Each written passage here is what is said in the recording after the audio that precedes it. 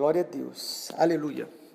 Vamos ler Josué capítulo 6, nós vamos ler a partir do versículo 1, Josué 6.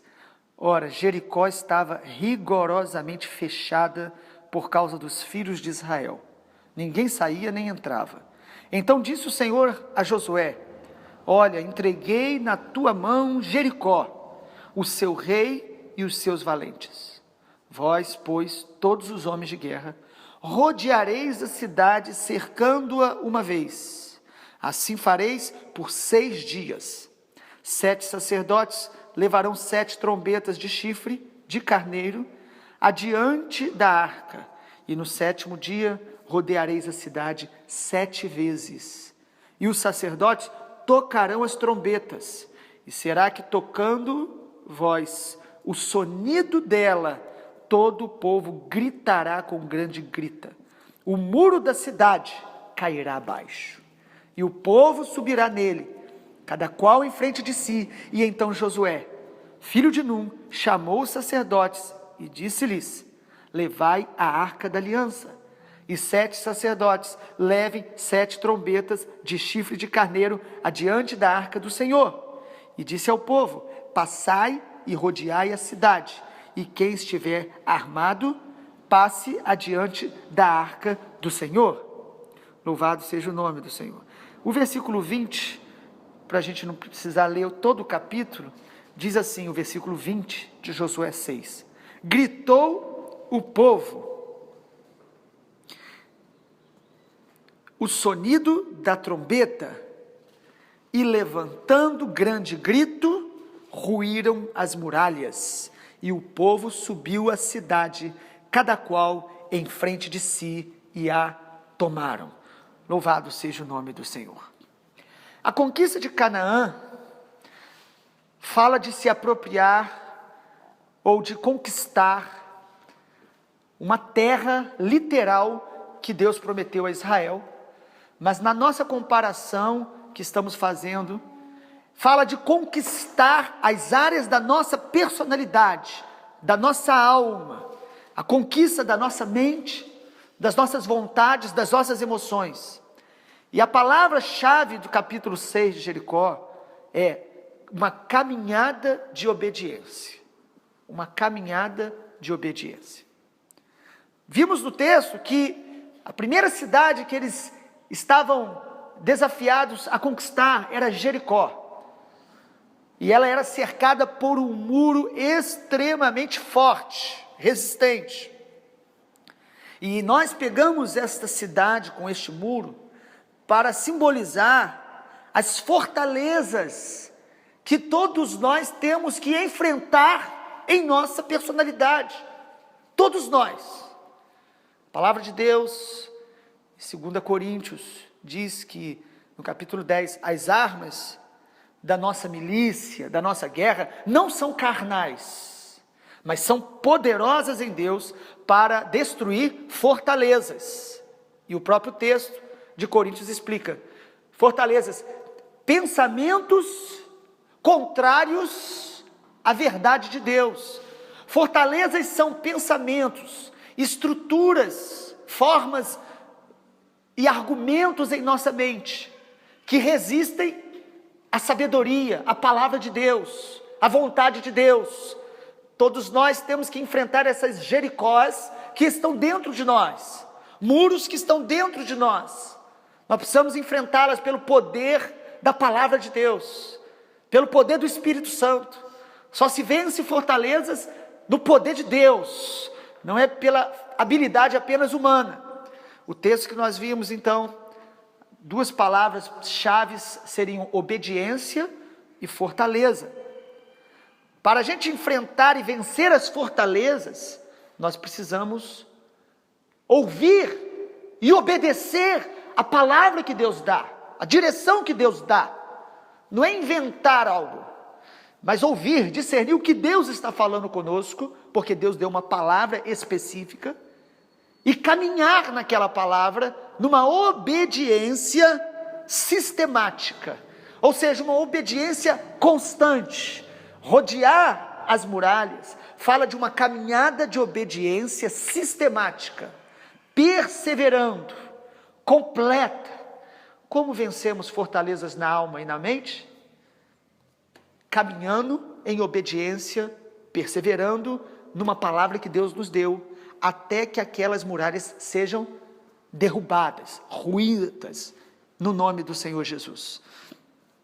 Fortalezas são áreas da nossa vida ou da nossa alma de desesperança, áreas da vida onde a gente pratica coisa que sabemos que está errado, e às vezes não conseguimos vencer, por isso são fortalezas, áreas de resistência à vontade de Deus, e a palavra que Deus dá a eles é muito interessante. Vocês vão rodear durante 6 dias, e no 7º dia vocês vão rodear 7 vezes, ou seja, dá 13 voltas, uma obediência de caminhada.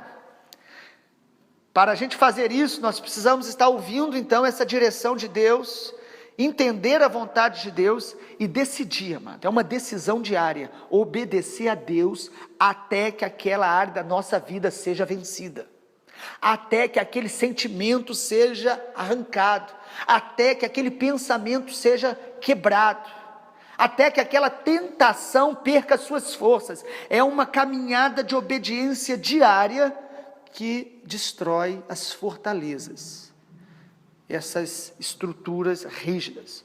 O inimigo estava ali, Jericó estava ali com seu rei, seus valentes, mas o Senhor diz: rodeie essa fortaleza, e no 7º dia que vocês vão rodear 7 vezes, vocês devem fazer tudo isso em silêncio.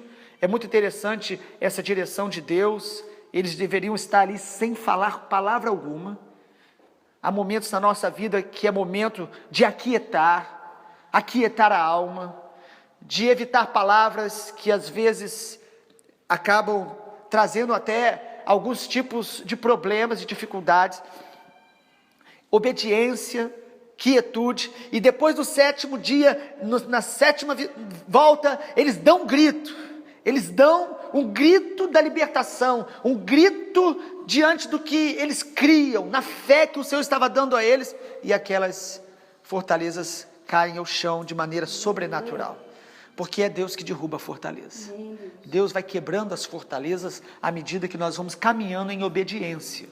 À medida que você decide, eu vou obedecer a Deus até que Ele arranque esses pensamentos da minha alma, esses sentimentos do meu coração. Não é isso que a palavra de Deus faz? Separação entre alma e espírito. É a palavra de Deus que nos ajuda a separar os nossos sentimentos da vontade de Deus. Porque muitas pessoas, quando os seus sentimentos estão aflorando, eles começam a dizer: eu sinto isso, eu vou fazer, esta é a minha vontade. Mas a palavra de Deus vem como essa espada para separar sentimento de vontade de Deus. E quando você começa a rodear uma fortaleza, perseverar, caminhar em obediência à palavra, chega uma hora, amado, que as fortalezas são lançadas pelo chão, o que a gente chama de lei da imunidade, que está lá em Jó 5,19. 6 vezes o mal virá contra ti, mas no 7º ele não te tocará. Chega uma hora que não é você que larga o pecado te deixa. O pecado perde a força na nossa vida, à medida que a gente obedece, anda olhando para a palavra de Deus. A obediência é um passo nosso. O derrubar a fortaleza é uma ação sobrenatural de Deus. O processo da obediência vai fortalecendo os nossos músculos espirituais, o músculo da fé. Às vezes nós damos voltas de obediência, caminhamos em obediência e parece que não estamos vendo nada acontecer. E é nesse tempo que muitos desistem. Imagina 6 dias dando voltas e nada acontecendo. Não havia nenhum som, não havia nenhuma rachadura. Às vezes você está caminhando, Deus está te dando palavras, e aí vem a tua alma e diz: não vai acontecer nada. E o inimigo pode também soprar: não vai acontecer nada.